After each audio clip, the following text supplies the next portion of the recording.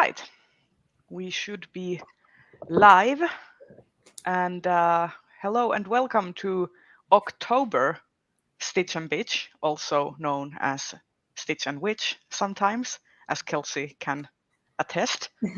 And yeah, we're just gonna do a regular, normal Stitch and Bitch like we always do. So without further ado, just let us introduce ourselves. I'm Reija from the channel The Bookfinch. If you are here, you have found me. And Rachel, will you go next? Yep. My name is Rachel, and my channel is Colonnati, where I usually talk about science fiction, fantasy, nonfiction, and a lot of historical queer romance these days. I am in the middle of a cold right now, so apologies if I am low energy and my voice sounds weird. Kelsey? I'm unmuted now. I'm Yes. Kelsey. My channel is The Fancy Hat Lady Reads. I am also on TikTok at The Fancy Hat Lady Reads. Yes, that's what I am. And that is me. Di? Hi, I'm Diana. My channel is Bookish Di, and I mostly read science fiction fantasy, although lately there's been a number of romance novels thrown in. I feel like that has been the general trend. Lots of kissing books across the board. I feel like all I can handle right now is like very specifically light, fluffy fantasy romance. Mm-hmm. Mm-hmm. Yes, I can feel that. And I'm in a massive reading slump. I've read like nothing since we last spoke, but like that's all I'm in the mood for. I can relate to that. Like, basically, my brain has been like either really hard-hitting anthologies or complete and utter fantasy romance steamy smut. Those are the two ends of the spectrum, no in between. Yep. Do we want to quickly talk about what we're making before we go on to talk about what we're reading? Rachel, will you go first? Can I go last? Because I want to get to the end of my row. I can't. Okay, show you can go last. You can go last. In that case, Kelsey, will you go first? So I have some mostly just like little fixing and mending of things to do. The first thing I have to do is I have to replace the elastic on this hat because, as you can see, it's far too loose. So I'm going to take the hat off now. I had to have it on right at the beginning and replace it with a stand-in while I do this. Oh, a backup. I love it. I love it.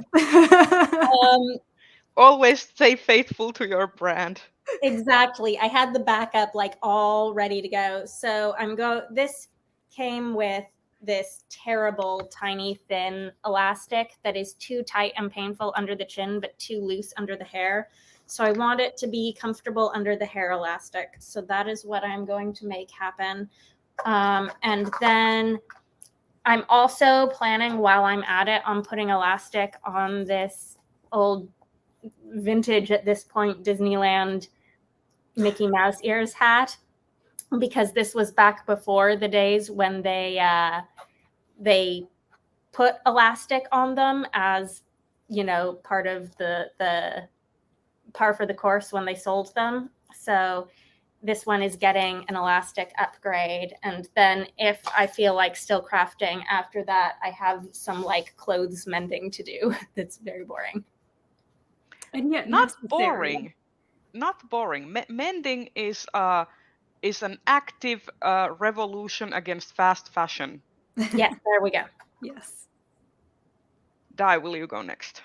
Sure. I am currently binding off my Worldcon shawl, so I have finished it.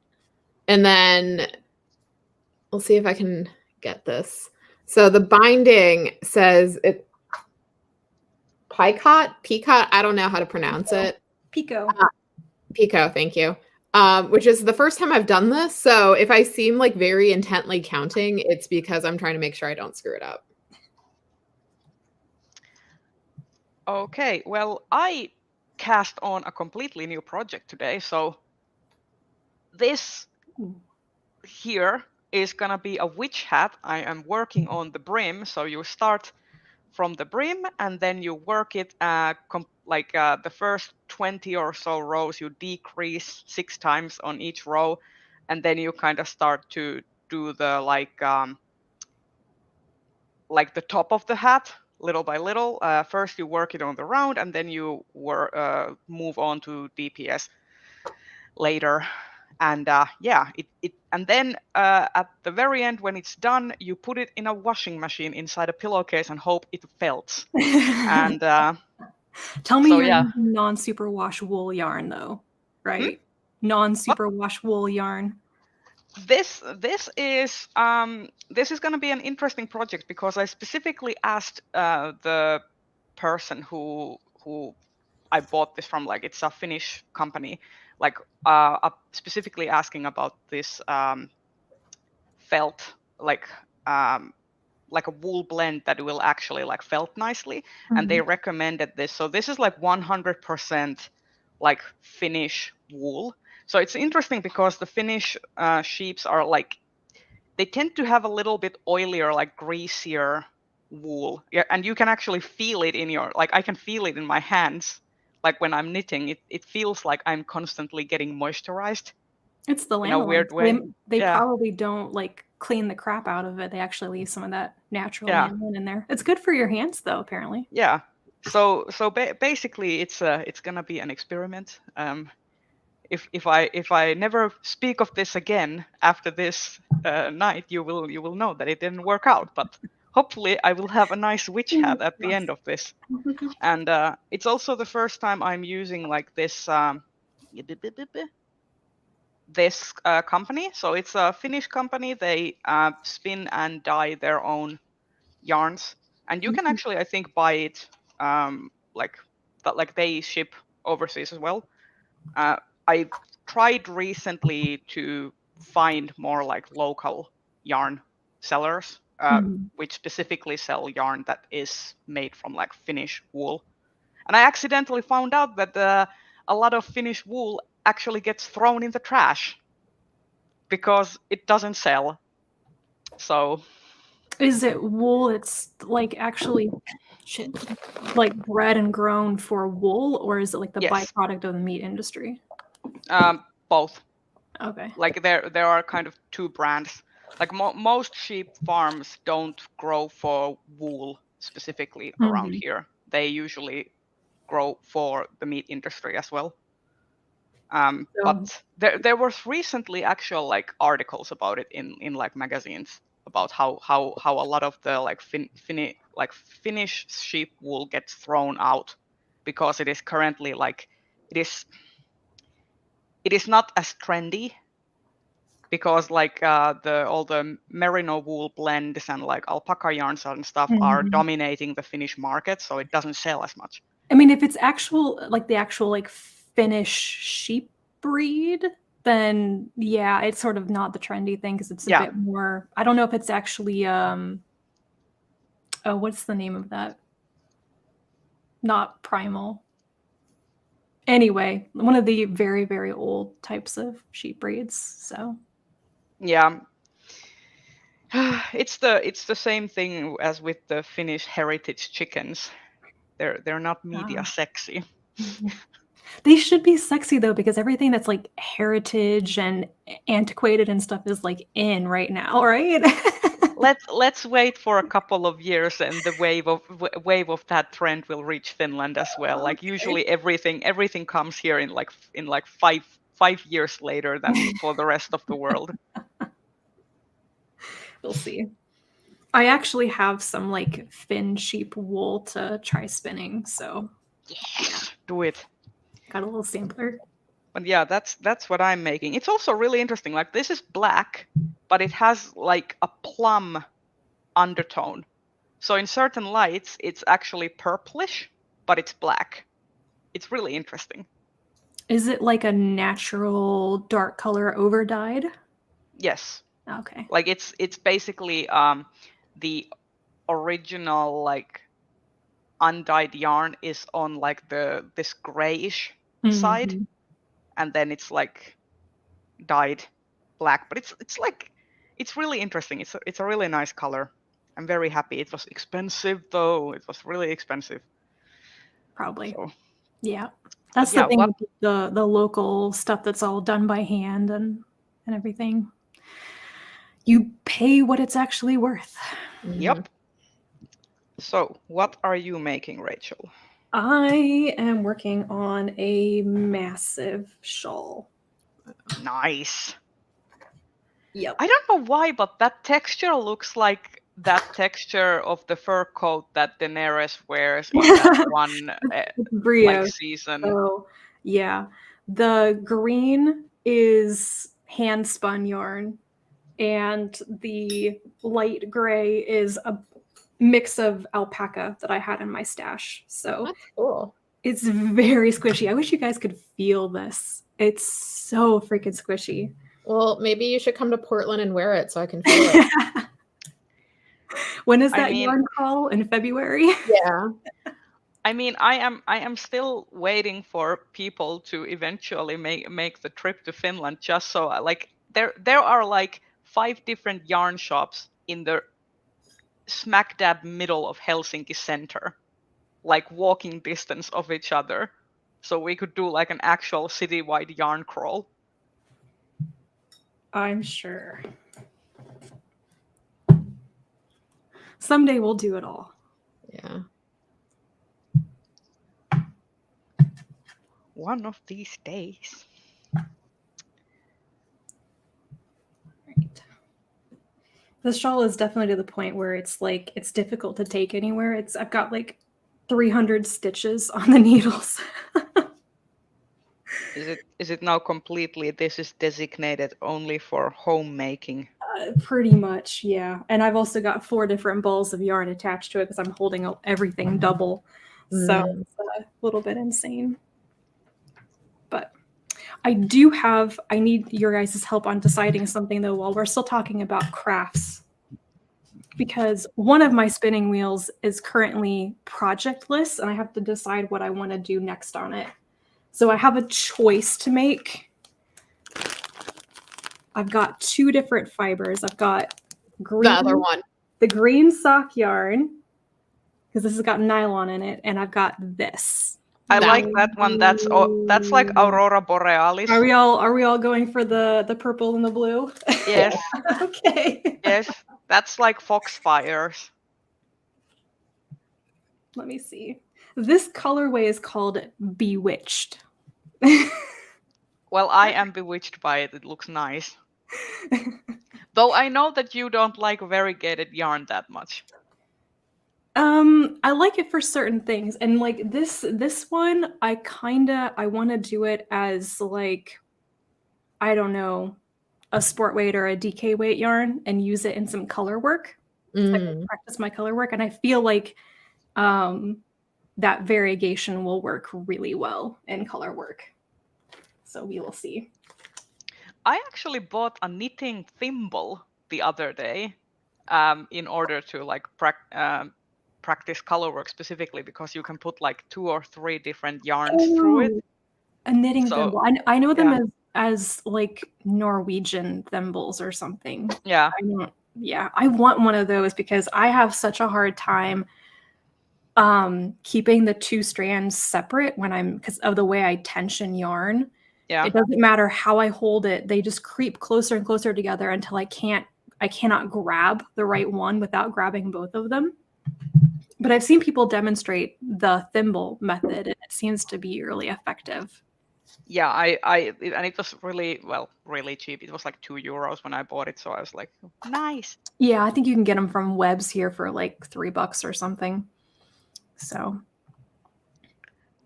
because I've been like, color work intimidates me so much, but I have so many knitting patterns right now that are like color work and cabling and stuff, and I'm like, if I have to keep tabs on like up to 3 or 4 different like yarns, and where Mhm. they're all headed, it's like I'm gonna be a mess. So like when I saw that they were selling like knitting thimbles, I was like, I didn't know that this thing existed, but now I'm definitely gonna get one. Yeah. Yeah. Okay, who is here with us? Hello, Joe.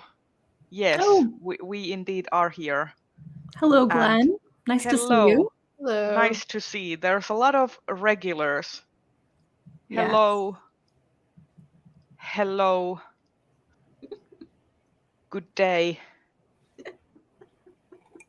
And yes, Kelsey was a pirate. No, I'm not Kelsey, tired again. No, I'm a witch. Kelsey can really rock the pirate look. Yeah. So, what has everyone been reading then?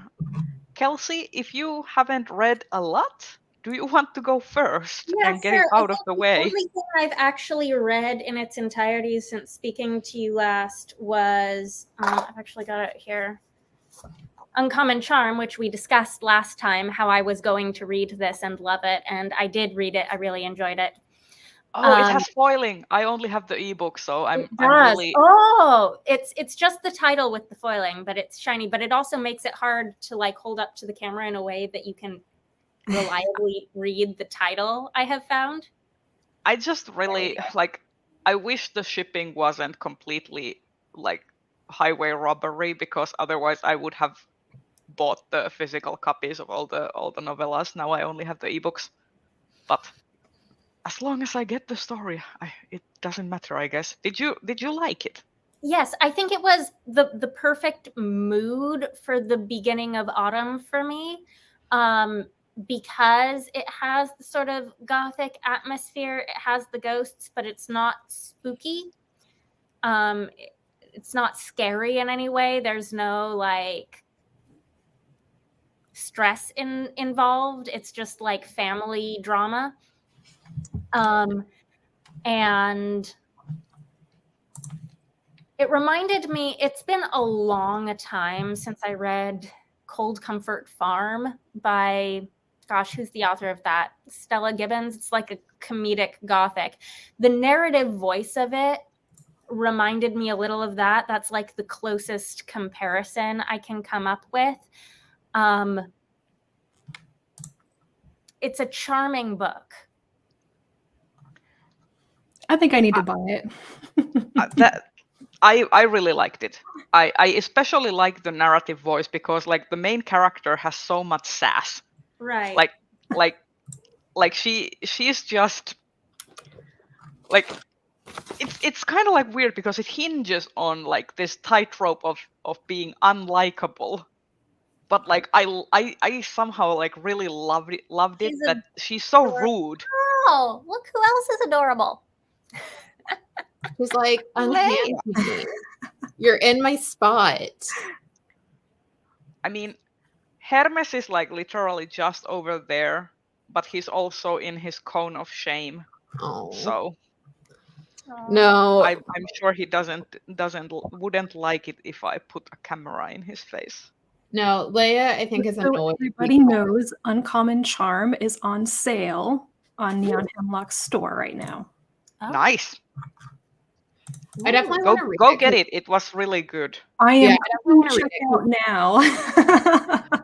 I will also say that I have now read like what, three of the novellas that Neon Hemlock has published this year, and I think that they are, all of their novellas I feel like are very experimental in terms of like they are really playing with like narrative voice and authorial voice in those like novellas. Like it doesn't feel like the imprint itself is like putting a lot of pressure on the authors to like write in a certain way that's palatable for the publisher. Like they allow them to do their own thing. So I feel like a lot of the novellas that I've read from them are all very different, and they're all like taking risks in a way that I haven't seen for a while, for example, from Tor.com novellas. Yeah, I like that, because I think we've all kind of noticed that Tor.com has been, you know what you're going to get with pretty much anything from them now. Yeah. Yeah. Good stuff, but it's definitely staying in their lane. Yeah, and I would really love for there to be more diversity in the novella category, so it's not just Tor. Yeah, let's get some more So publishers the other in there. book that I started reading when I was out of town and then haven't picked back up to finish since I got back home, but this is technically my current read. This is Some by Virtue Fall by Alexandra Rowland, which is one of their 3 self-published novellas that they've come out with this year alone. Oh, wow. Yes. Yes. So Alexandra Rowland has 3 self-published novellas out this year if you're looking for more novellas to read that are not from Tor.com. Well, after A Taste of Golden Iron, I am very happy to read a lot more from Alexandra Rowland. This is so very up my alley, and the only reason I haven't picked it back up to finish it is because I've been feeling like stressed and not like settling down to read anything. But this is like Elizabethan theater, but in a fantasy setting, and only women are allowed to perform. And there's theater troupe rivalry drama. And is that part of the series? Like are all of the novellas part of the same series? Because there are a couple different series. This is the first book in a new series called The Seven Gods. There is a second book out already. I don't know if they're companion books or if they're direct sequels. And then the other novella that they came out with this year is, I think it's another chant story. So like a sequel to Conspiracy of Truths and Acquire of Lies. Which I still need to read, even though I bought those the moment they came out, but they are still on my shelves unread. I just need more recommendations for things that are like A Taste of Golden Iron and also A Strange and Stubborn Endurance, because I read those 2 back to back and it's like, oh yes, I want more like this. And I can't find anything else. So I It might wish be worth checking out more. I could give recommendations, but I have not yet. It might be worth checking out more like indie published stuff instead of trad. yeah, Because I think especially for things like fantasy romance, that's where indie has been flourishing more. Mm-hmm. What I really need is for Ursula Vernon to come out with another like paladin romance right now. So or I should just reread like the 3 previous ones.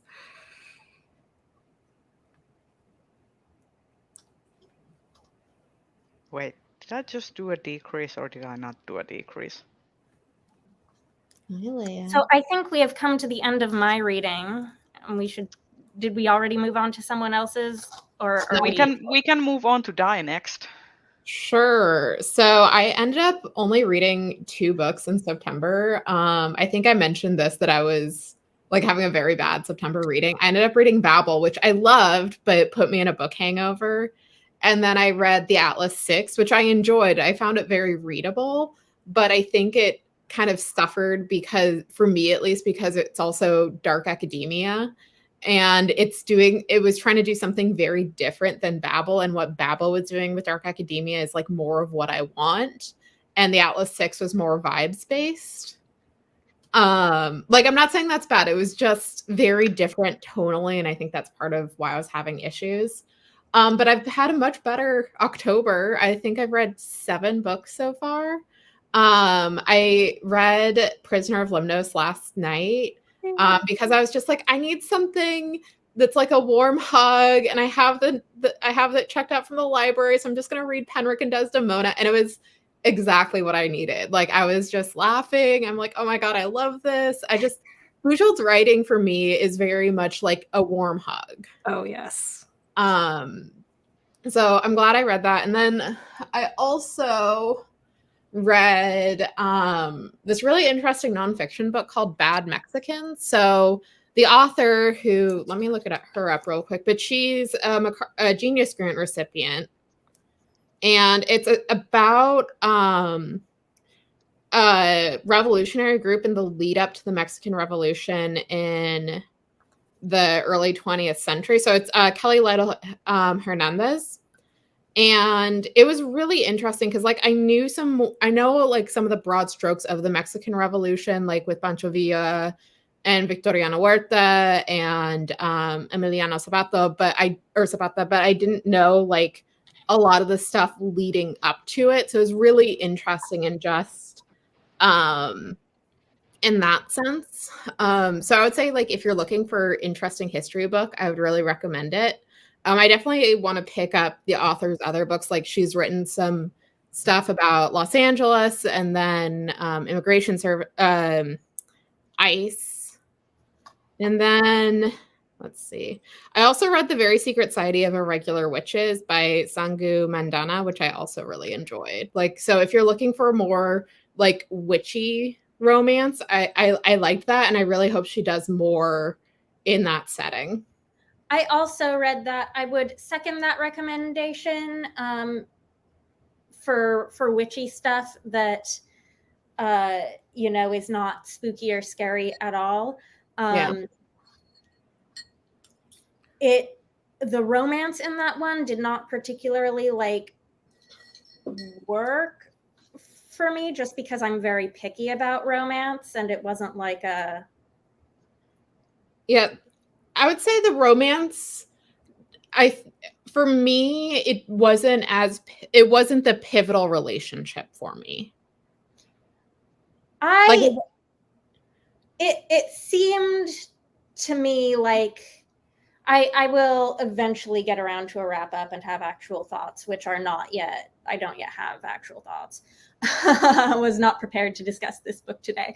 However, like it felt to me like at the beginning, I thought it was going to be more about the kids.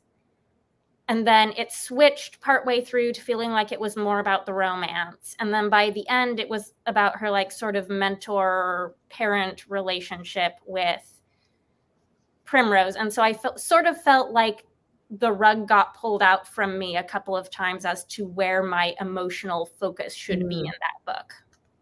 Yeah, I can see that. Okay, I'm gonna go a little bit over the comments that we've gotten. Glenn is reading What Moves the Dead right now. I have it on my finger on my cart over there, and I'm probably gonna pick it up once I finish the other things that I'm reading. So that book has one of like my favorite book covers of the year. Yes. Cover art of that is just that is what the book feels like. It's so good.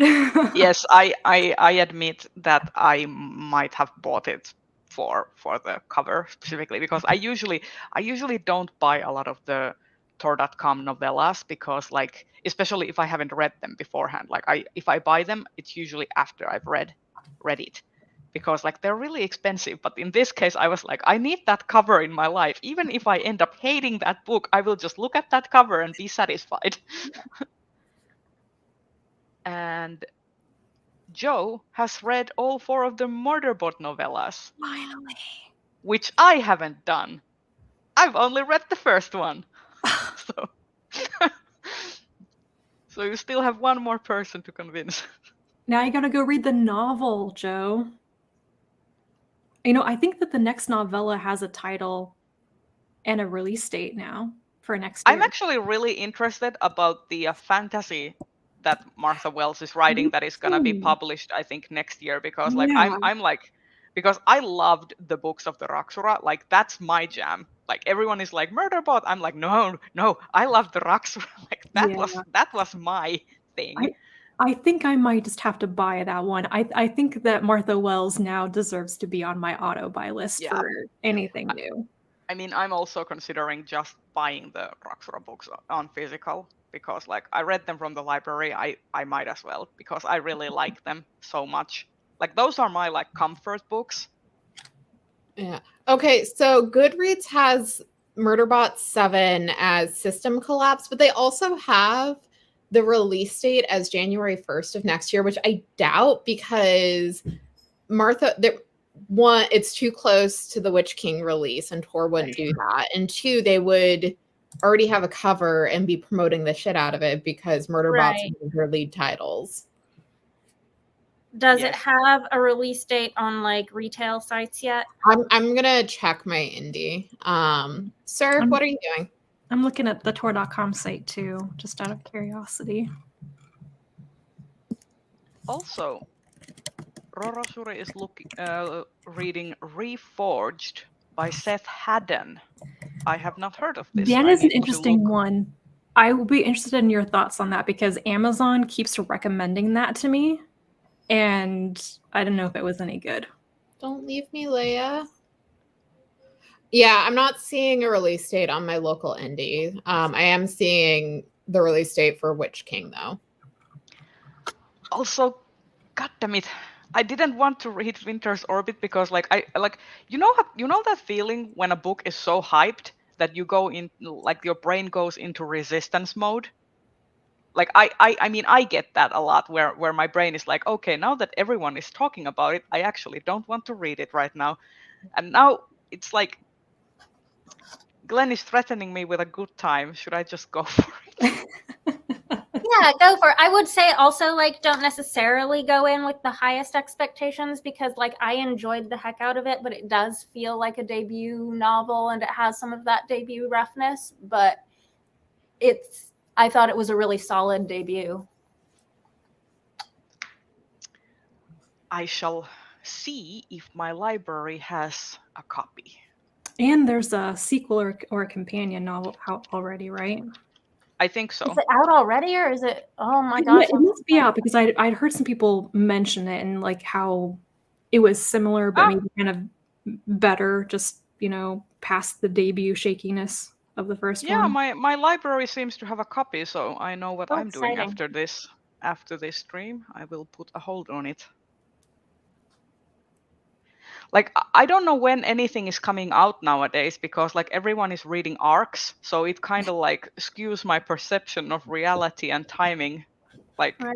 like when are things actually getting published? Oh, so I will go next in the reading front.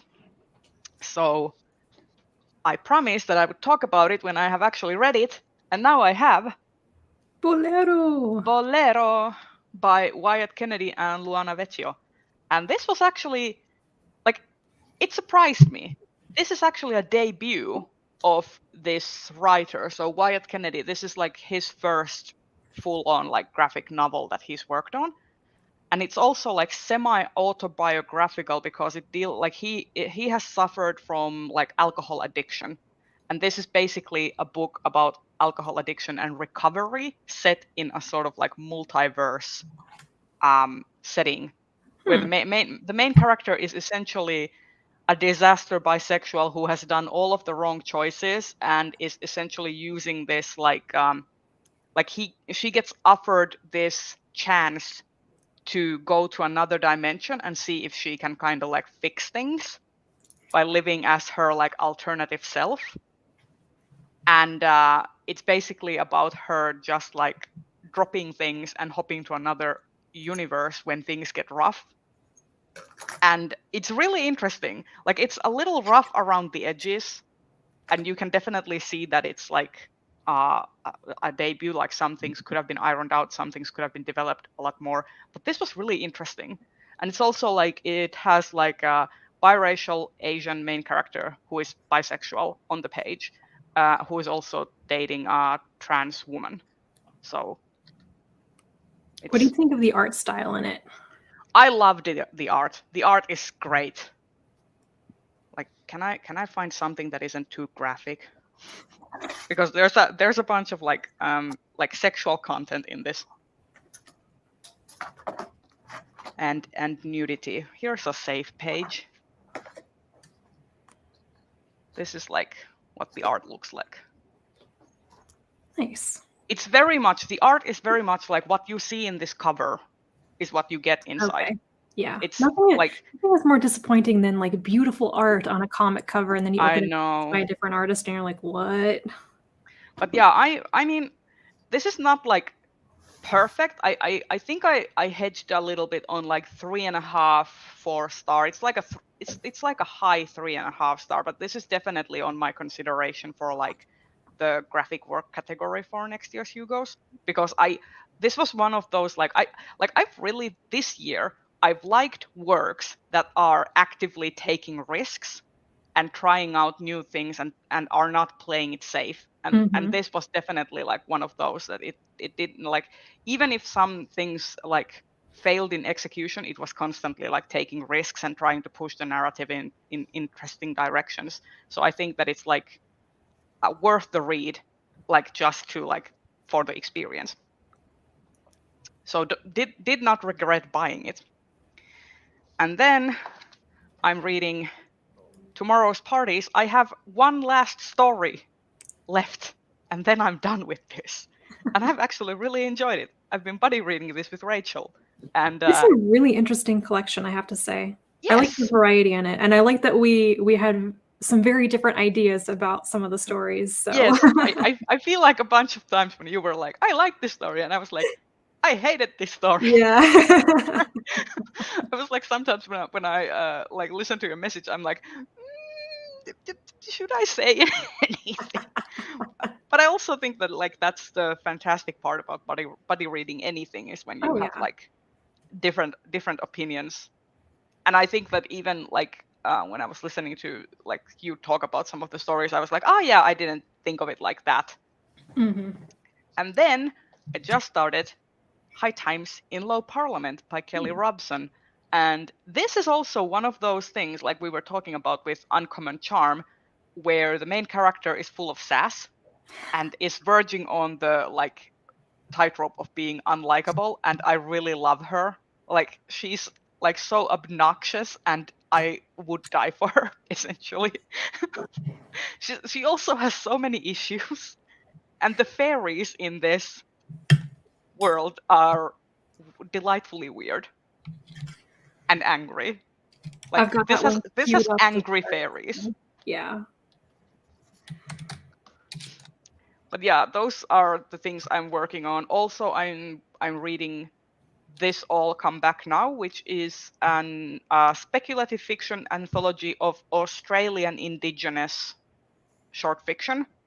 And I'm reading that as my Shorts and Sorcery book club book, and also on my commutes to work. So I have it in my backpack right now, in my e-reader. So that's what I've been reading. Rachel, you are next. You know, I sat down this morning and I binge read like 3 short things. I finally felt like reading again. So I am a little bit more than halfway through Fault Tolerance by, oh my gosh, Valerie Valdez. Yeah, Valerie Valdez. Okay, thank you. Sorry, my completely blanked on that. It is the 3rd and final book in that kind of like space opera caper trilogy, which I have really enjoyed since the 2nd book. For Mass Effect fanfic. Yeah. In it. The first book did not impress me, but I'm so glad that I picked up the 2nd, because it just like seriously went up a notch. Yeah, I didn't have as many issues with the first book as you did, but it was my least favorite. I haven't read book 3 yet, but I really liked in book 2, like the author committed to Eva's growth. Like she was still making mistakes, but they were completely new mistakes. Yeah. And well, the thing that I like the most is that Ava has actually learned the lesson that she has to like get input from other people. She's always going to be this very impetuous person who makes these snap decisions, but she's aware of that, and she like is actually trying. And I really adore the relationship between her and Bakar. They're so different, and yet you just can tell they're gonna be together. Like I haven't finished the book, but I don't think there's gonna be any like strange suddenly they break up moment in the story. And I'm like, thank you. What we should do at some point is I don't know how it would work, like where we would find the time, but what we should do is like over Twitch or Discord, I play Mass Effect and you make the decisions, because I think so. Here's the thing. I think there are certain things that you will pick up on having read these books. Really? Eva and Picard are essentially Femshep and Garrus. Okay. Okay. Also, Martin Sheen shows up, and he has the same voice Martin Sheen always does, but he is incredibly evil. So it's like evil President Bartlett. So is there somebody in this game who is like Miles, the so actually guy? Not really. really. Okay. I'm thinking who would come closest. Conrad Werner. Oh, but he's like probably. he's more of an annoying fanboy than anything else. Oh.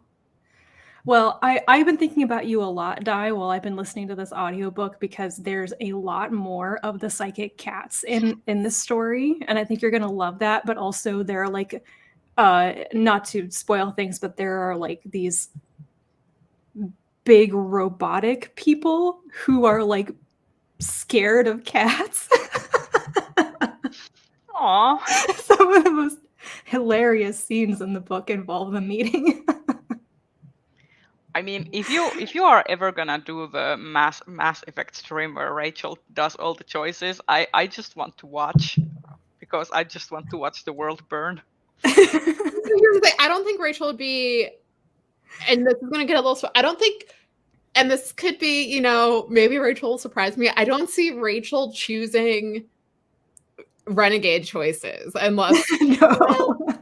Well, I mean, she could surprise me. There could be evil streak buried deep within you, Rachel. But Mass Effect is one of those series where like choices that you make in the first game matter in the third game. Ah. And if you're nice, it pays off, and if you're mean, sometimes you get a little comeuppance. I mean, to be fair, I still have not played Mass Effects 2 and 3. Because the first game I got so scared of the space zombies that I could not continue on. I don't like space zombies. I love like Mass Effect got me through writing my thesis from hell, because I could take out my anger and frustration on video game mooks instead of my thesis advisor. Fair. I feel like Hades did that to me as well. Like when I did my bachelor's thesis before graduation. I feel like if I hadn't played Hades on the meantime, I would have died inside.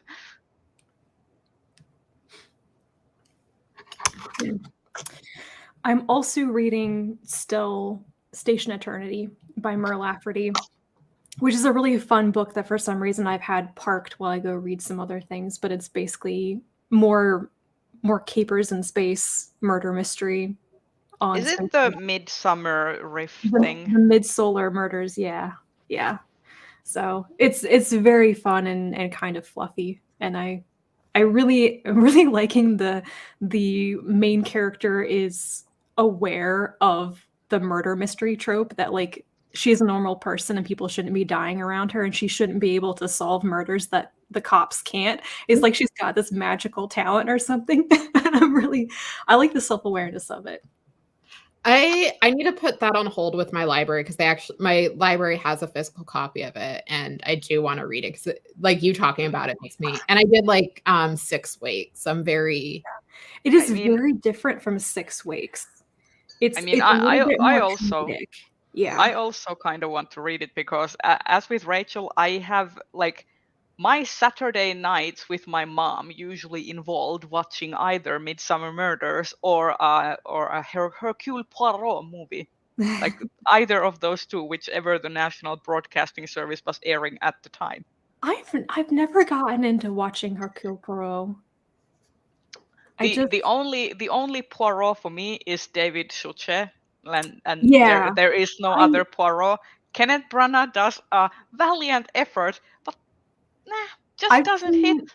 Yeah, I saw one of the very last Poirot specials that David Suchet was in. And it was something random that I watched, not realizing that it was like the last one.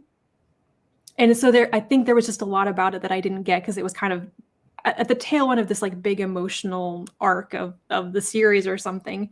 But I liked him as the character. I have seen the very first Kenneth Branagh movie, and I hated it. I hate Like, that they're like so much. I They're hate that. doing a third one, and I'm just like, who was the audience for these? Kenneth I Branagh, he's watched the audience. trailers. I watched the trailers, and I just think, oh my god.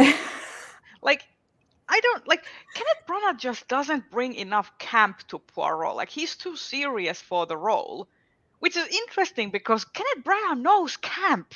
He has done campy things. He directed the first Thor movie, for Christ's sake. They took But he wasn't going for camp with that. Like, he was talking more of how it was like Shakespearean, and he was drawing on like the idea, like Shakespeare for family drama shenanigans. To me, it just feels like when I was watching the first one, I was like, did Michael Bay make this movie? Why are there so many explosions? Does not have the cozy vibe. Wait, which movie Oy has vey. explosions? What is the first one with Kenneth Branagh? Oriental Express, the thing. I think it is the Murder on the Orient Express. Would It's just not all of these big bombastic things kept happening, and I was like, this was not in the book. You made this up so that you could have special effects. And I'm sorry, you don't need special effects and CGI for a murder mystery movie. Like, get some fake blood. That's all you need. The rest of it is just clues and personality. Yeah, and what sucks, like, except for like the notable thing, like Johnny Depp in the first movie and then Armie Hammer in the second. Oh, yeah. Like, they do have like pretty stacked casts, like, and Who it's is just Armie Hammer? Armie Hammer. He The cannibal sex controversy fun boy. guy. Yeah. I'm just gonna Google quick. If you read anything on Armie Hammer, Anne Helen Peterson did a fantastic profile of him before the whole cannibalism thing came out. But it was basically about his like consistent reinvention to try and be a successful movie star. Oh, wow. His first real role, I think, was in The Social Network. And I Yeah. actually I liked that movie a lot. I've seen it more than once, and I liked him in it. It's kind of weirded me out that like he turned out to be that kind of person when I've actually enjoyed him in multiple movies. And I'm like, The Man from U.N.C.L.E. like is one of my has been one of my go-to. Like, I just need something delightful that has like escapades, and that works for me. But Well, that was a Wikipedia article I did not enjoy skimming over. anyway, the cynical part of me is like, which terrible person is Kenneth Branagh can cast in the third part? I mean, sometimes I'm very happy that I don't know any of these celebrities or any of the drama. I don't know why I know so much about these people, because it's not like I watch a lot of stuff anyway, but yeah. I mean,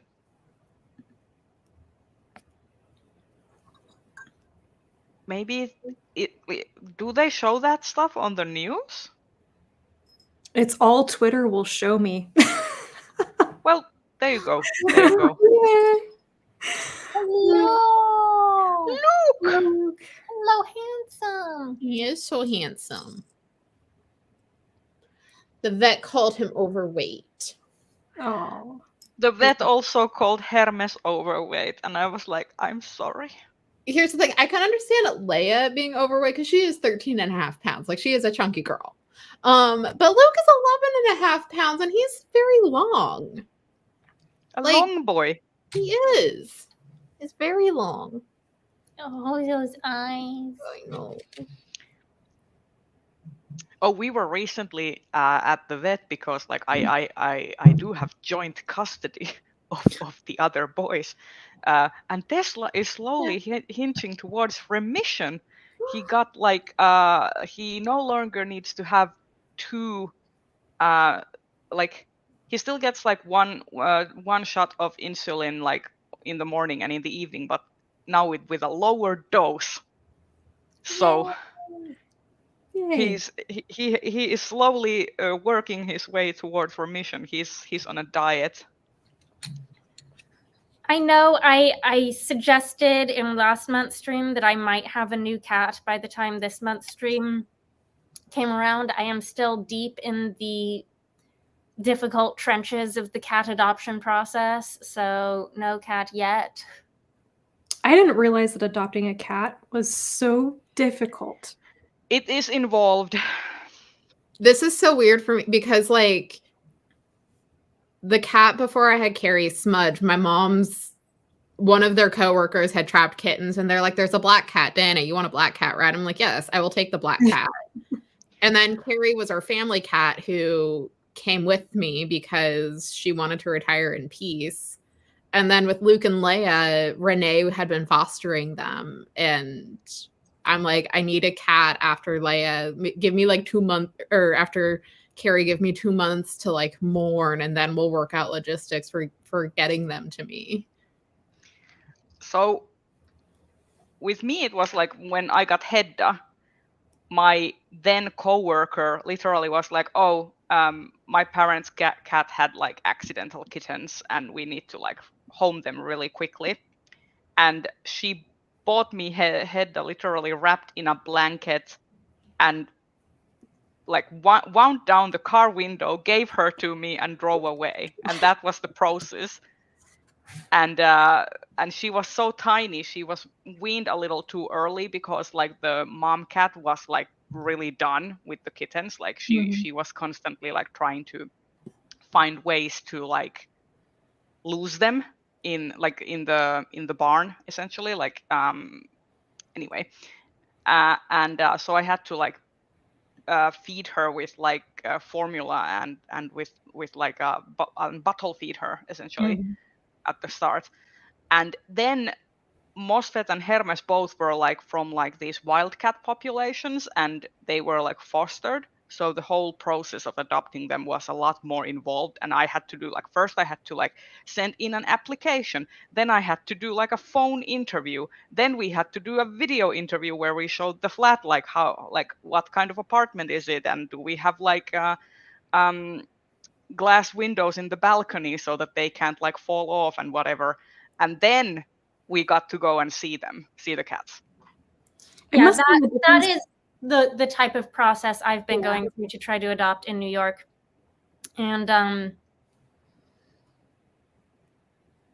is that kind of like the difference between like going to a shelter or adopting from fosters? Because here it's like you just walk into a shelter and you've got a pet. Well, in New York, there aren't big enough shelters to like keep lots of cats in shelters. So most of them are in foster, no matter what rescue you go through. Yeah, in the Helsinki area, at least, there is only really one shelter, you would call it.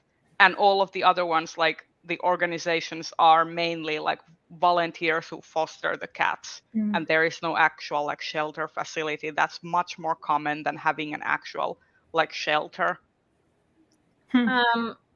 Like the ASPCA in New York has a shelter, but they don't have like, they also list all their cats online, and I happen to know that they don't have any cats that fit what I'm looking for right now, so I didn't bother to go. Yep. There's currently like I sometimes, because I seem to just love hating myself, I sometimes go to the foster cat sites and the shelter sites.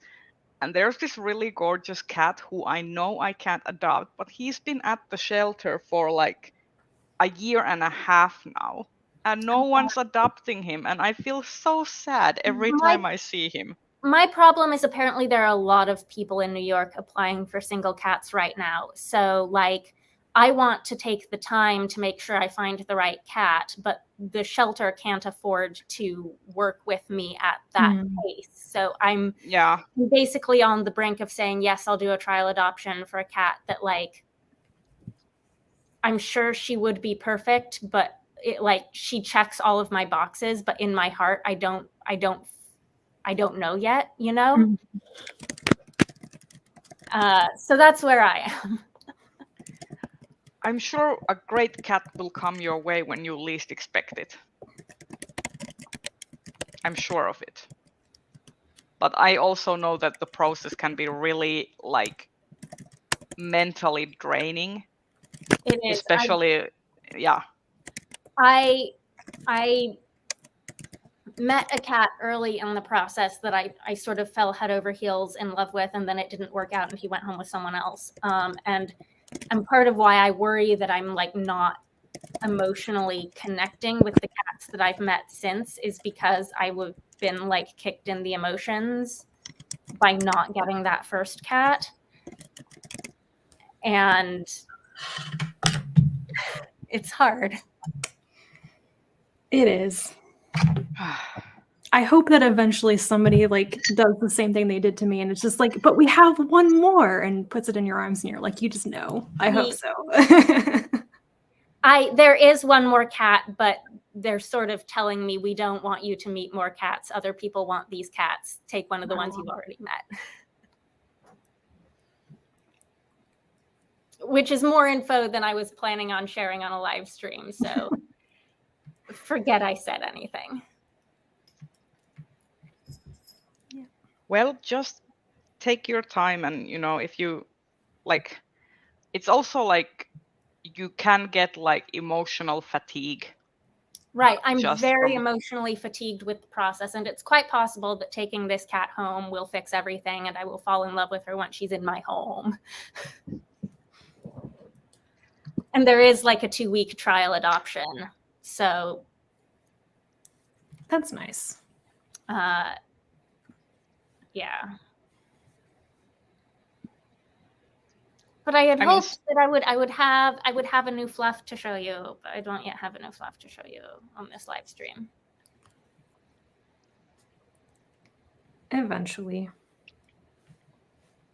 My fluff has abandoned me today. Usually she's underneath the desk, but my fluff is looking at me dejected and betrayed because of all the antibiotics I have had to like insert into his maw. Oh, yeah. For his own good. I mean, I don't even want to like. You should see his back. Like it is a mess. Like I don't know how he managed it. Basically because he's been sort of like chewing on himself. Now he got the dental work done, so he hasn't been like actively chewing on things as much, which makes me wonder that he might have had a pain response, that he was chewing on stuff and himself because his teeth were aching. And now that that's taken care of, he hasn't been like licking himself and like over grooming as much. But like the vet had to like shave off like almost all of his back hair. Does he have a bald butt? he has a bald like whole back of him, like from tail to his like shoulder blades. I shouldn't laugh, but he looks ridiculous.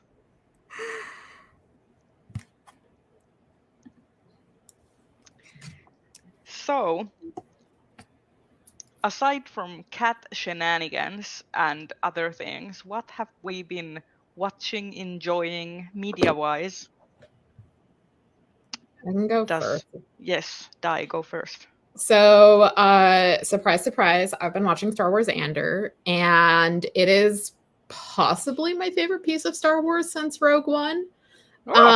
Which should be no surprise because the guy who came in to do some of the rewrites and everything, Tony Gilroy, is the showrunner, but it is very, very good. So one thing I deeply appreciate about this is it is very, like, it does tie in, you know, to Rogue One. Like, we know that for folks who've watched Rogue One, we know what happens with Cassian.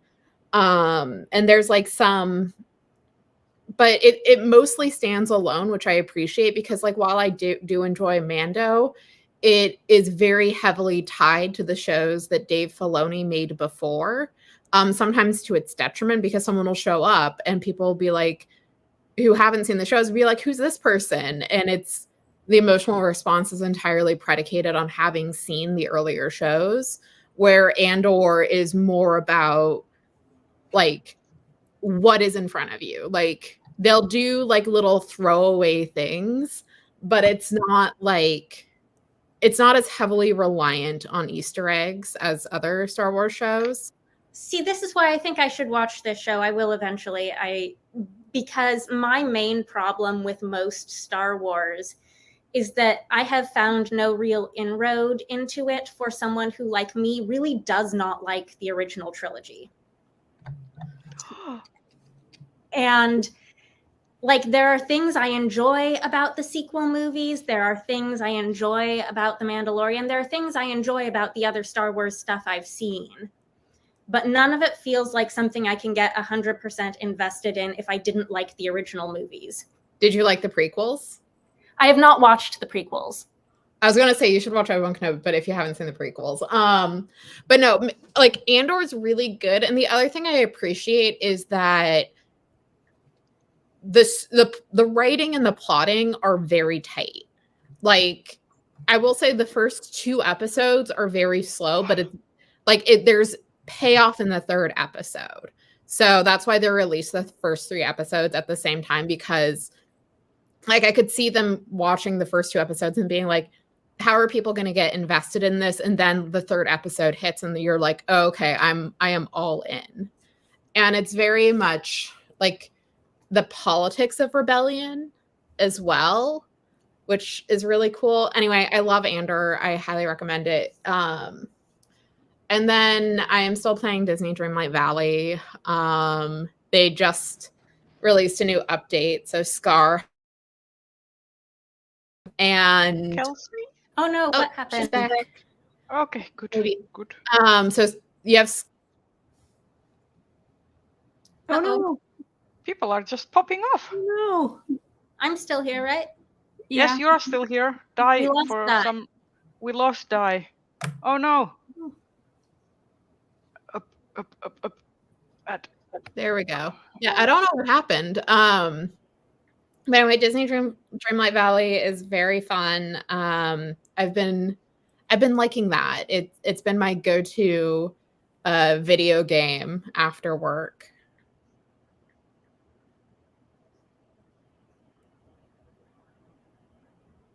And that's kind of it for me.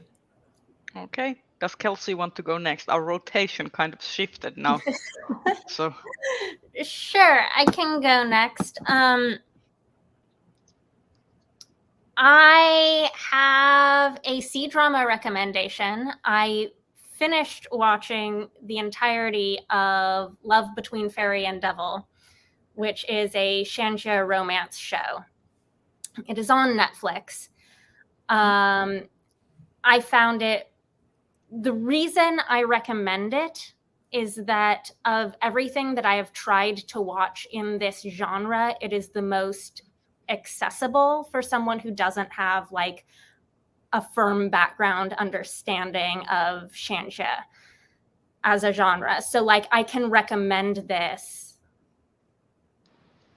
to, you know, someone who is curious about the genre. And I found that it was sort of the right amount of, you know, easy to watch fluff and angst. It sort of tells you exactly what it's going to do in the title of the show, and then it delivers. You know, no real surprises. Yeah. So I enjoyed that. I'll have to check that out because I've just recently committed to re-upping my Netflix so that I'll have it when the next season of The Crown comes out. So I am really annoyed with Netflix right now because they are kind of like revamping their whole subscription system. Mm-hmm. And they're upping. not going to allow people to mooch anymore thing? Yeah, basically, Yeah. basically you will have to like pay for additional screens. They're already doing that here. Yeah, they are already doing that, but they're like now they are essentially cracking down on people who are doing that, and they are not in the same household. Basically, they are doing IP blocking. Like if you are using the same account, but you are not in the same IP address as the other screens, essentially, in the using the account, then they're gonna IP block you, essentially. There are going to be so many people pissed about that. Yeah, like I foresee in the near future a Netflix exodus. Yep. Maybe. It won't really impact me because I pay for my own and nobody else has access to my account right now, but It's gonna impact some of my family members because I'm the person who pays for Netflix. yeah. It's going to impact my family because, okay, so our family Netflix account was always my mom's, and then I took over paying for it when she passed away. So I have the family Netflix account, and my dad is on my account. So my dad doesn't have the issue. I'm also mooching on someone else's account. I'm not gonna lie. So, but Love Between Fairy and Devil is also on Viki, and I actually watched most of it on Viki because I started watching it before it came to Netflix. But I watched enough episodes on Netflix to know that the subtitles are of similar quality. So. See, when I watched Joy of Life on Viki, the thing I really liked was the subtitles and like all the comments from people because it really helped explain what I was watching. I needed that context. Yeah. This is a much less confusing show than Joy of Life. Yeah. I need season 2 of Joy of Life, though. What's happening?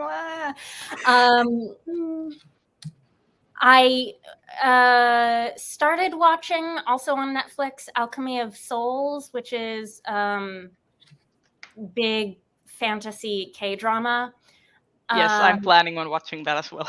I made it through the first episode. I was like, ooh, this is good. I should watch the rest of this. And then I have not done that yet because it's just like too much for me right now because it's like big and dramatic as opposed to like I need things that are easy and fluffy. But when I'm in the mood, I will absolutely continue on with that. So I essentially went and re-upped my Crunchyroll subscription for the first time in like 4 years, just so I can watch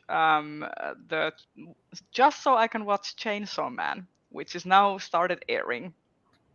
And the first episode, like I'm of two minds because at the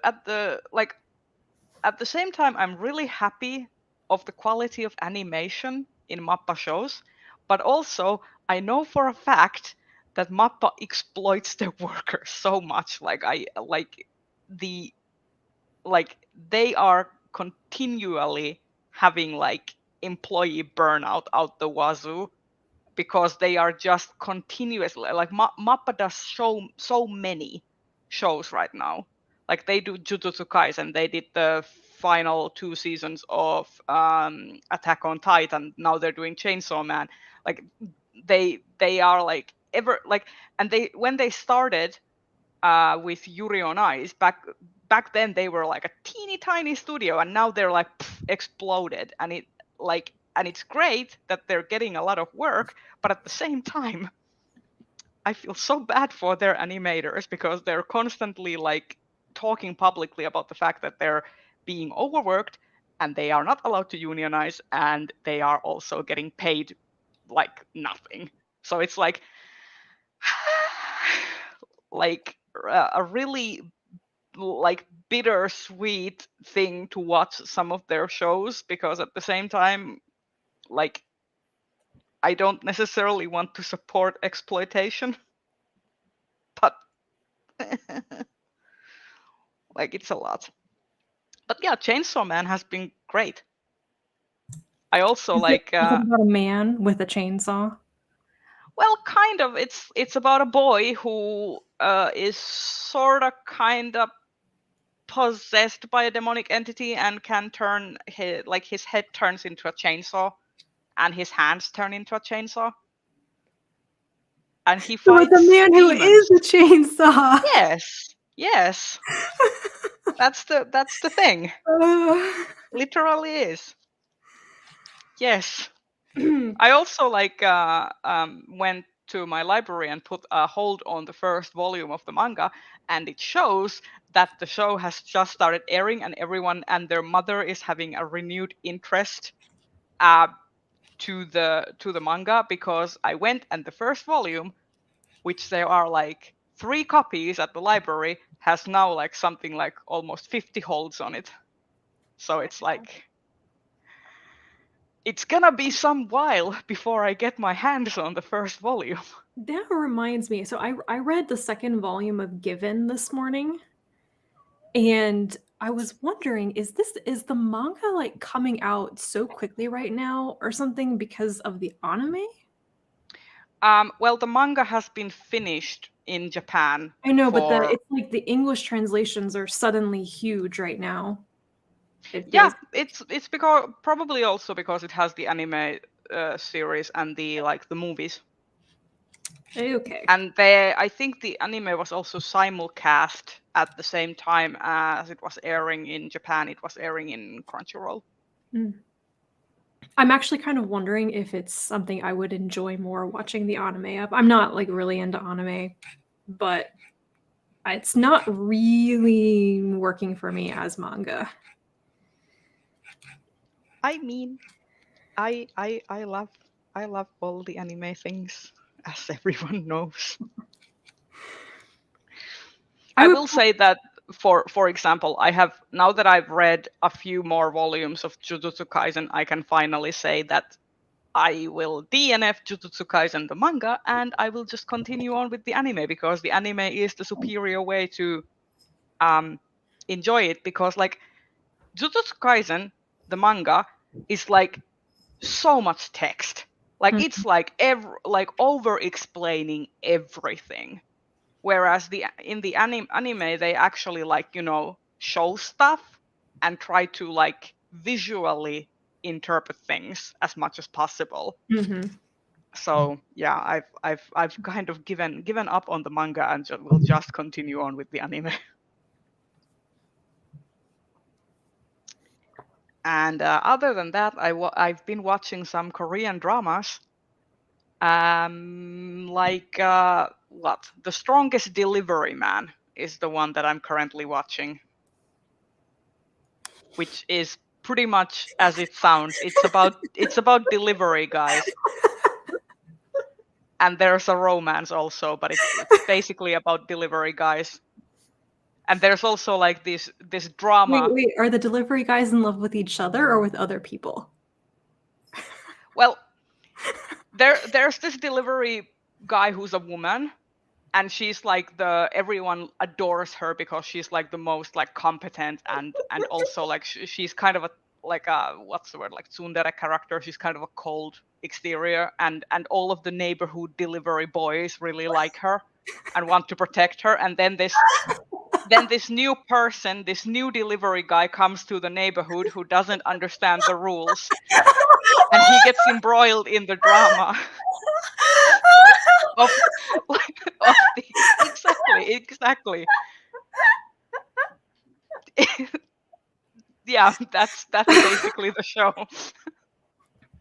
And also it deals with topics like gentrifying, because there's this big evil company that's trying to buy all the mom and pop shops in the area where the delivery guys are running the deliveries for these like restaurants and stuff. And there's this like corporate entity who is like buying all the mom and pop shops and like doing like these franchising like franchise restaurants in place of these mom and pop shops. So once again, a K-drama who is like which is commenting on like corporate capitalism. No one is surprised. Oh my goodness. But yes, those are the things I have been watching. Rachel, what about you? Like I said, I've mostly been waiting for stuff to pop up on Netflix again. I started watching The Empress. Dekaiserine Oh, I on want to see that. just randomly, because I every once in a while I get in this like really intense like historical drama mood. Like that's what I want to watch. It's either that or sci-fi, but so yeah, I started watching this. I'd never heard of Empress CC before. So I'm only like 3 or 4 episodes in, so I should just go ahead and finish it. So I watched when I was a kid. There was this Empress Sissi animated show that was aired in Finland. So I watched that, and my mom was really big on the movies that were made about her, the German movies that were made about her in, I think, 70s or something, these period movies. So I grew up watching those. Yeah, I had never heard of her before, so She had a Royal Diaries entry, which is how I heard of her. Do you know what the Royal Diaries are? no, but Are you familiar with Dear America? no.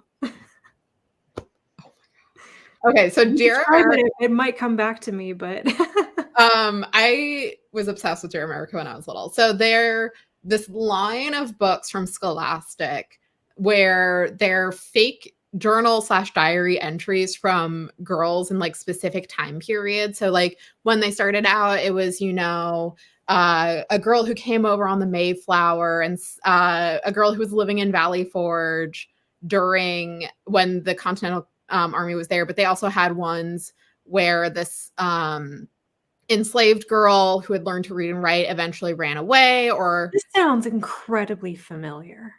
the Oregon Trail one was dark as fuck. Like it involved I think it was the main character accidentally killing a baby because she boiled hemlock because she didn't know it was hemlock. Wow. Yeah, it got very dark. But they did a spin-off line called The Royal Diaries where they had gilded edges and they were very fancy for, elementary school me.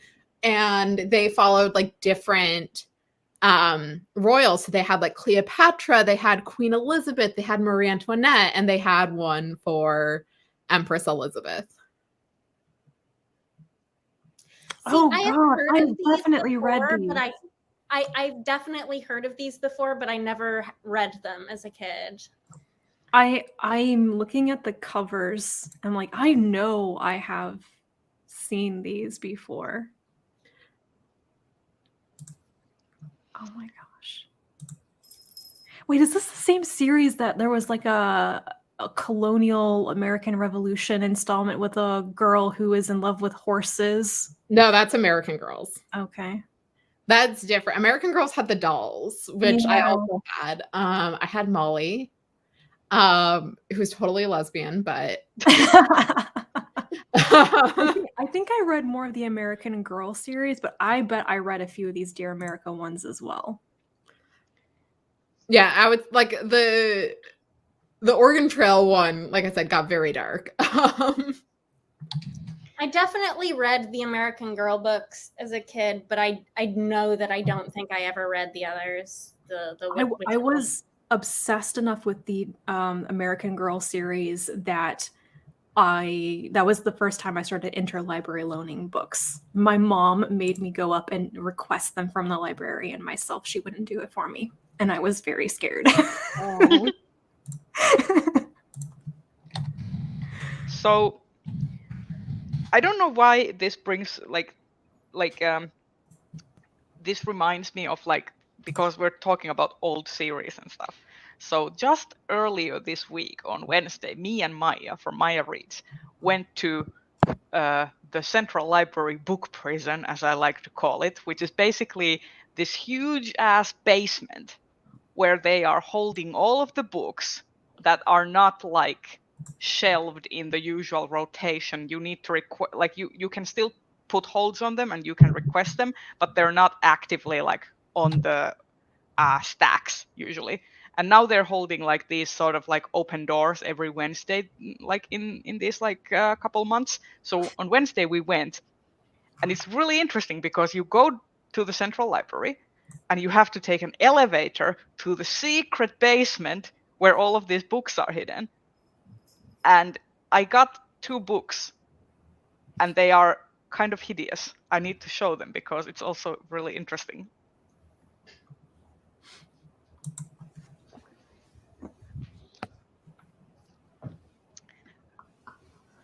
So, first off, I wanted to read The Island of Dr. Moreau by H.G. Wells because I want to read The Daughter of Dr. Moreau.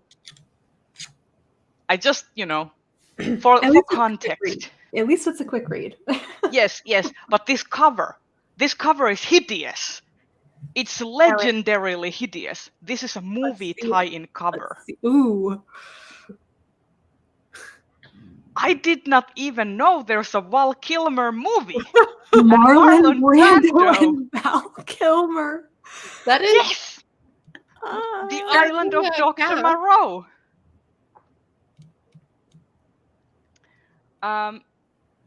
It is not actually Audi Library. Audi Library is not the central library.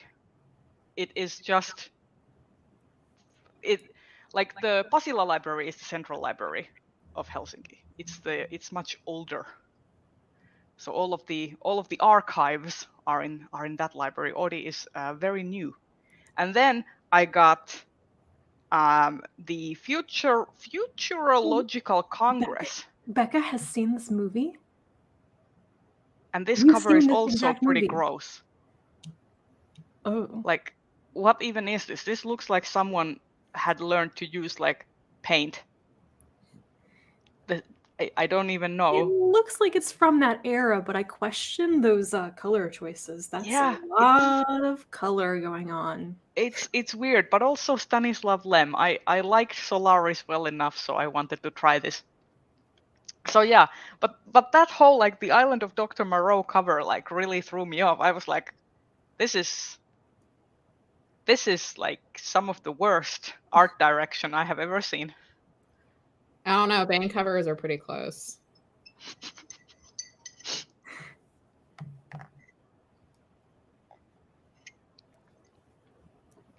Oy vey.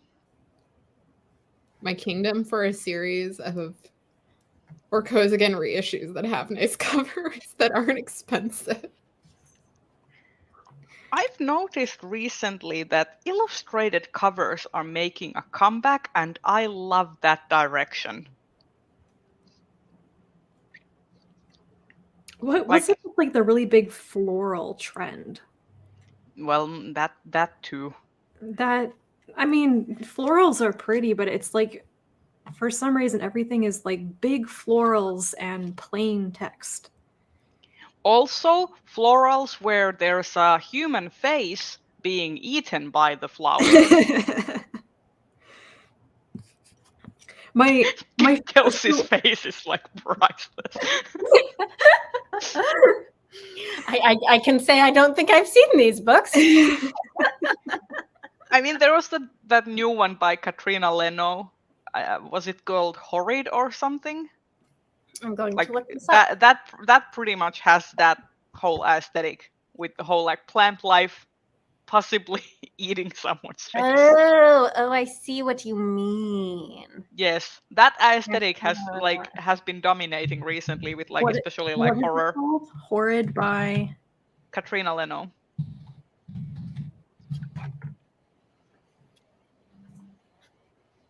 One of those books that I have seen so many people talk about, but I haven't picked it up myself. Never heard of that one. On a bit of a tangent from, the idea of horror books, given that I'm not in the mood to read anything even remotely spooky this season, I don't know what I'm going to do for a Halloween video. I need ideas. Oh God, I don't. Well, witches, they are not necessarily spooky, but they're definitely a staple of Halloween. Romance. Yeah, I would say, yes. Okay, so here's the thing. I personally think ghosts, like maybe something with ghosts that's like not like vengeful ghosts, but like your spirit just kind of sticks around after you die. See, this is why Uncommon Charm would have been great for a Halloween. Andy C. Buchanan's witchy fiction series. I'm blanking. One of them is Something in Alpacas. I've read the first one. Oh yes, those. They're I'm really not cute sure. short I'm novels. not sure I want to commit to read something to review between now and the end of the month, because I don't know that I can read a book and write a review between now and the end of the month. I'm looking for like a recommendations video topic or something, like something to do on the channel for Halloween. Assuming that all I want to read between now and the end of the year is, Fantasy of Manners romance. I would say like I think recommendations on ghosts- like cute fantasy or supernatural romance. I also think that ghosts are good. Like, for example, you could recommend Tamsin. I did a Halloween recommendations last year where I recommended a whole bunch of things. And the thing is, like, I haven't read very much since. So like Tamsin was in my video last year. So were some other things, ranging all the way from very creepy to not creepy at all. I guess I just have to see what I've read in the last year. You could And, also like, do have you read anything like, for example, graphic novels? Like, go in that direction. Also, if you need some quick, those are also quick reads if you need to if I pad the list need out. to add Yeah. some to the list. That's a good Yeah. idea. Like creepy graphic novels, basically. Yeah. I'll think about that. Stuff to think on. I'm like, I was supposed to film this weekend, but I've been so under the weather that I'm like, it's okay. It's Same. okay. I will have to catch up on stuff later. I have something filmed. I just need to sit down and edit it. I mean, at least I have a list of things that I want to do. That's always a plus. I may not necessarily get to all of those things in the list, but at least I have a list. So we are coming up at around 1.5 hours. So do we want to talk about new releases, events, and happenstances that we are excited about in the upcoming weeks and the next month or so?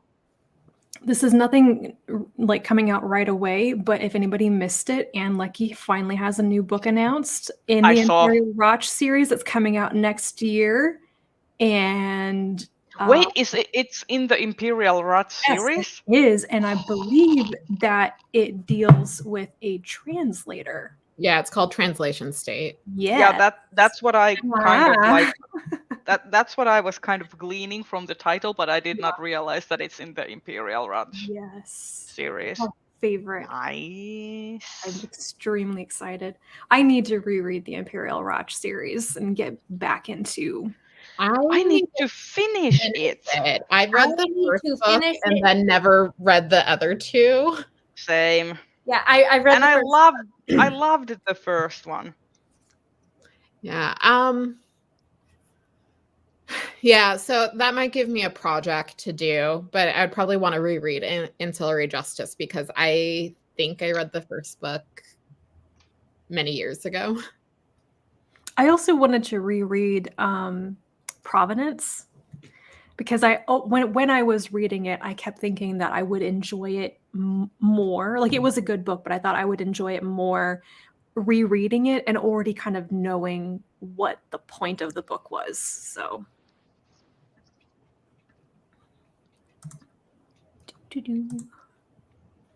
I'm not sure. There's got to be other stuff coming out that I'm excited about. Hold on. Let me just get this real quick.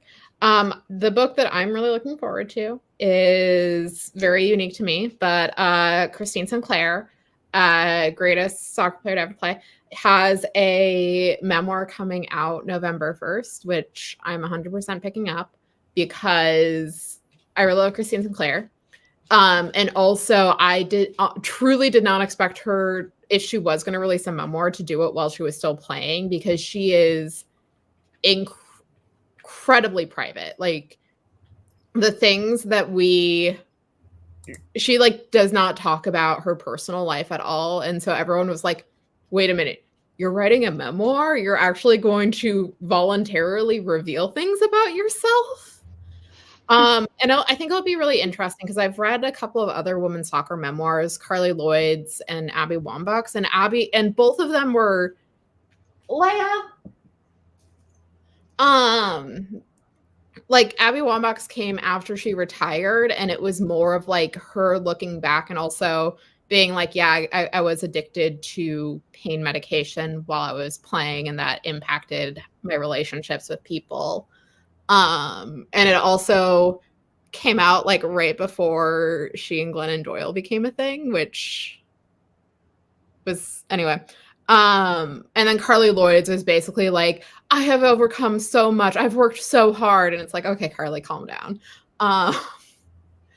So yeah, so there's that one. And then CL Polk has a new novella coming out from Tor.com called Even Though I Knew the End, I think. Yes. And I'm really looking forward to that. It looks really interesting. Wait, why is there a hole here? There is a book I'm really looking forward to that did not make it onto my anticipated releases list when I did that mid-year for the second half of the year, because it was not announced yet, but it is The Red Scholar's Wake by Aliette Godard, which is the lesbian space pirate book that I have been excited for ever since she said she was writing it. It's coming in November, and I have an e-arc, so I think that's one of the things that I'll be reading like as soon as I feel like I'm reading again. So I'm excited for that. I'm excited for Sea Sparrow. I'm excited for let me go back to my list. Beginning of November, we're getting like a lot of things, right? We're getting A Restless Truth, and we're getting The World We Make. Like, there's a lot of big books happening in November. There's a story collection in the world of like Queen's Thief story collection called Moira's Pen that's coming out beginning of November, I think. I did not realize that was happening. Oh my God. I don't know how much of that is going, if any, is going to be new, previously unreleased material, or if it's all stuff that's been released elsewhere before, but definitely exciting for Queen's Thief fans. So there's big stuff happening, mostly like towards the beginning of November, I feel. My biggest thing that I am waiting for is the next installment in the Witch Hat Atelier, because volume 10 is coming out in November, and I have it pre-ordered, let's just say. Also, volume 11 is coming out in Japan, and I spent an inordinate amount of time trying to figure out how to get the limited edition on Amazon Japan, and I failed miserably because there's some there's some specific like program that you have to apply to in order to like be able to ship things out of Japan without shipping service, which is interesting. So yeah, but I'm really salty about it because volume 11 in Japan comes with this limited edition art booklet that has all of like Kamome Shirahama's like illustrations that she has done randomly and published on Twitter, and I'm like, I wanted it, but I can't have it. But yeah, that's what I'm waiting for. And also, I think Nevo's newest book, Into the Riverlands, is just on the cusp of being published, and I'm looking forward to that as well. I think the last thing that I'm really looking forward to that I have pre-ordered is Children of Memory by Adrian Tchaikovsky. It's the third in that series. And I think it's got a publication date like in the UK at the end of November. I think I pre-ordered the copy of the paperback that comes out in March, though. So, which animals I does that have? If don't the know. one has octopuses and the other has spiders? The description is vague enough that Crabs? maybe I don't know. There's a mention of farmland, so who knows? Cows?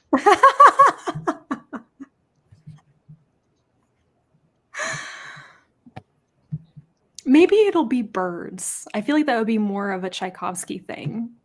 I'm not sure that he really goes in for mammals.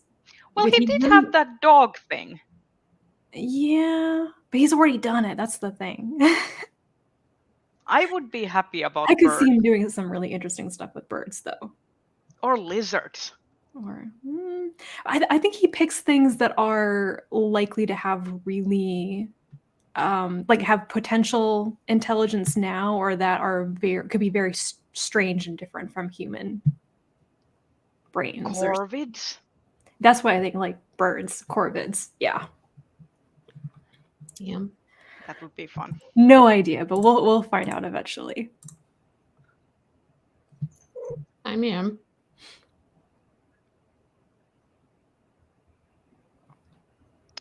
Oh god, that gentleman over there is just sleeping peacefully and I want to squish his cheeks. Leia is knocking things over because she is embracing her inner terrible goose. Also, Becca says, did you guys talk Legin Prize at all today? And I just missed it. If no, any of you read the winner? I have not, but I believe my library has it, so that'll be on my list of things to read very soon. I failed miserably at reading all of the nominees. But not gonna lie, there were a couple things on the short list that I decided I wasn't sure I wanted to try reading unless it actually won the award. So, but the winner is one that's never even been on my radar. The House of Rust, is it? Yeah. I think I just saw someone talk about this just recently. Interesting. Place a hold on it. I mean, this whole shortlist actually looks really interesting. Just watch me put all of these in the library. The employees looks really interesting. I just read that and I don't know. I don't remember what Becca's thoughts were on that one, but it's strange. It's very also strange. After the Dragon sounds really interesting as well. That's one I've been interested in since I learned about it, but I haven't seen like anyone who's read it really talk about it. I think LA Public Library has it, so I might pick it up at some point. Oh yeah, After the Dragons. That's one that I wanted to try out. Oh, it's a novella. Yeah. Very short. Wow, okay. After the Dragons, do Not we helping. have it? Leia is currently sitting on my yarn and is making it very difficult to finish this shawl. Becca, the employees had some really interesting ideas. I think that it was the brevity and the format of it that just didn't work for me. And that's partly because I really, really dislike stories that are that one-sided narrative of like, it's one half of an interview and you don't like hear both sides of a conversation. I just despise that format so much. It's really hard for me to get past it. I was very intrigued by the mysterious objects, though I really wanted to know more about what was going on with those. So my library has both After the Dragons and the winner, so I might as well put holds on and maybe read those. The one that I've been going back and forth about reading since I first saw that it was announced, like when it was published, is How High We Go in the Dark. Because I don't know, I keep seeing it. It sounds kind of interesting, but I also think that it's one of those books that might just be like deeply upsetting in some way. And I don't know where I got that impression from, but I've always felt like it was one I just wouldn't be able to handle reading right now. I think Angela at Literature Science Alliance read it this past year. Probably. I don't know when she read it, but it might be worth like checking with her about it, because I think she's the only one who I like have distinct memories of talking about it.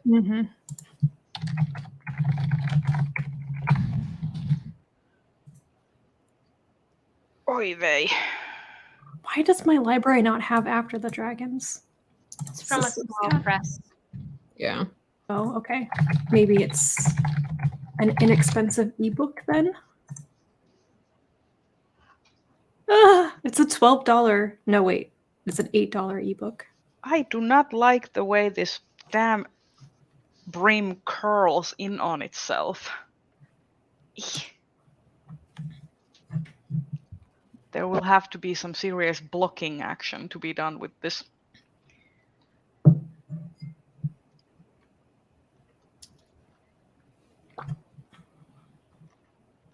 I really need to read A Snake Falls to Earth. I have no excuse. I did really enjoy that book. I'm hoping to get to it next month. Here's the thing, like I feel like recently I've had this huge like push that I need to read 2022 releases. Like I need to do it because I've been so conscious that okay, next year I'm gonna actually like nominate full like rosters in as many Hugo categories as I possibly can, and I want to have a wide variety of things to choose from. I actually think that in terms of the short story category, I have a bunch of like good picks that I would like to see nominated. I feel like I can this nominate. Actually, part of my reading slump right now is I've gotten to the part of the year where I'm like, okay, I need to have read some 2022 releases by now, and I haven't. But this is not what I want to read. So I'm sort of not letting myself read the things that I want to read. So I'm not reading anything. Yeah, You'll read what you want to read. Yeah, read what you want to read. Yeah, I always prioritize what you want to do instead of like what you should do. Yeah, like I find that sometimes when I get slumpy, I just end up rereading something that I love, or I'll go and get the next Penrick and Desdemona one because I know I'm gonna love it. And like I said earlier, Bujal, it's a warm hug of a author for me. Right. Like I know what books are gonna get me out of this reading slump, but there are several other books I want to finish first. Just read the thing that will get you out of your slump. Do what I do. Start 6 bazillion books all at the same time, and then like just bam, bam, bam, read the really fun ones while avoiding reading the long, difficult ones. And then you feel really good about yourself because you finished so many things. Right. So I did that a while ago, and I still have all of these like barely started books sitting around.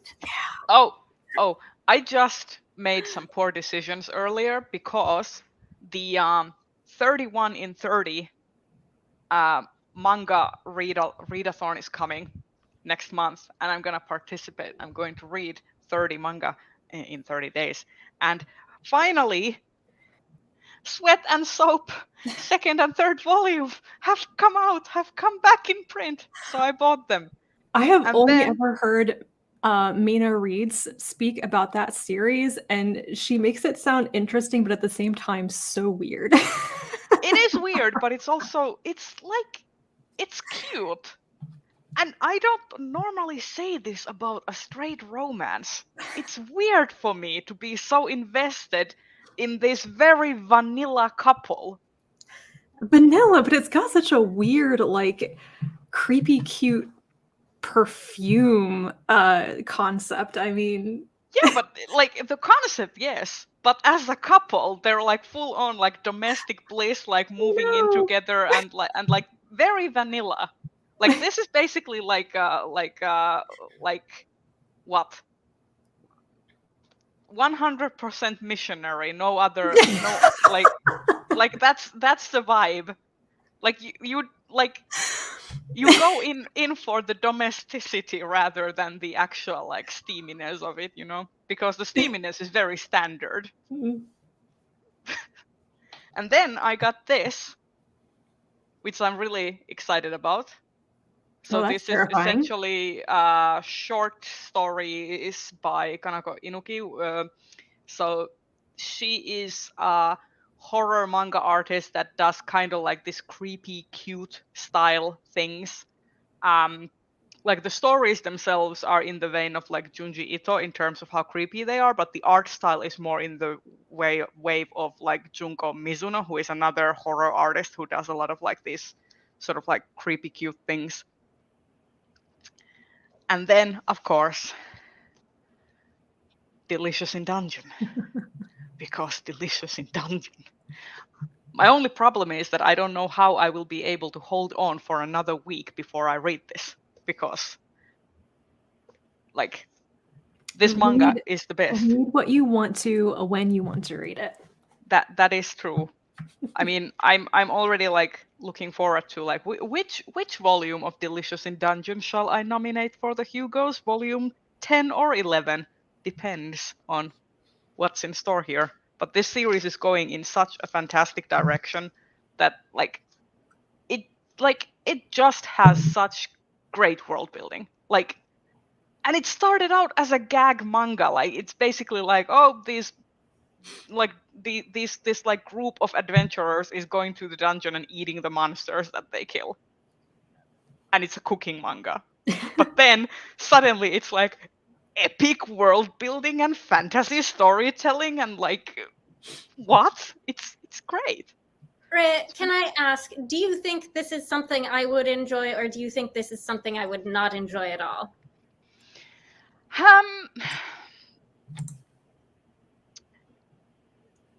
It depends. It's like this has very much like it has a very like humorous tone, and then it gets progressively darker, but the humorous tone is always present. But then there are some aspects in the world building that are very creepy that like get revealed later on. See, I feel like that could go either way for me. Yeah, it also it takes these really standard like Dungeons and Dragons types of like you have dwarves, you have elves, etc. But it kind of like does its own thing with them. For example, there's a lot of like really. I appreciate it if I've never played Dungeons and Dragons. Oh yes. Okay, good.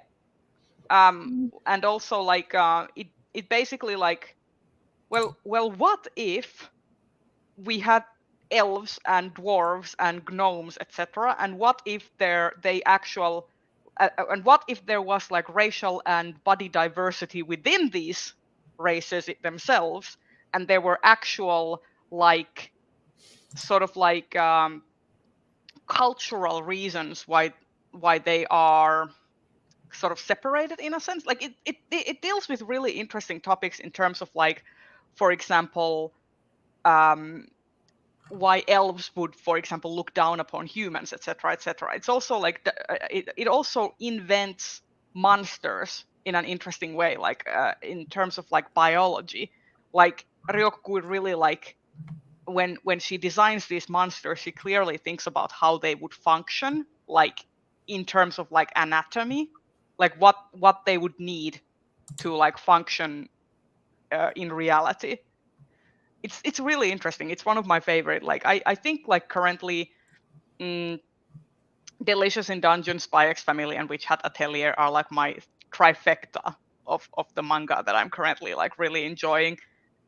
And yeah, though depending on what happens, Spy X Family might get ousted by another series. But like, you know.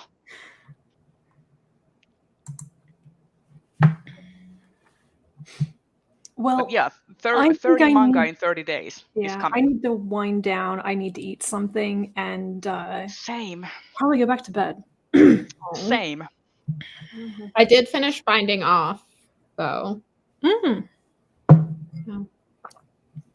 Lay it. Do not attack my yarn. Yeah, I'll show you once.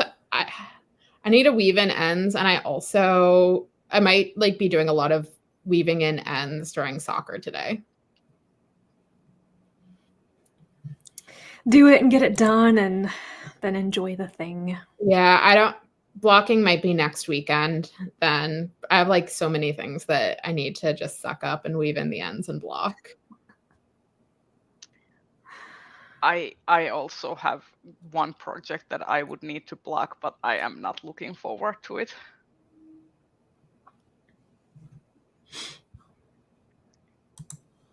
Whose channel are we going to be next time? Is it Kelsey or Di? I think it's me. Mm-hmm. I think Kelsey, it's going to be my first time hosting. yes, Kelsey is going to do her hosting debut. So on to Kelsey's channel next month. Yay! And we will keep you posted on Twitter and schedule the thing nearer to the time. Great. And Great. yeah, have a fun rest of your weekend and a good start to your week. And we'll be off. Yeah. Bye-bye. Bye. Bye.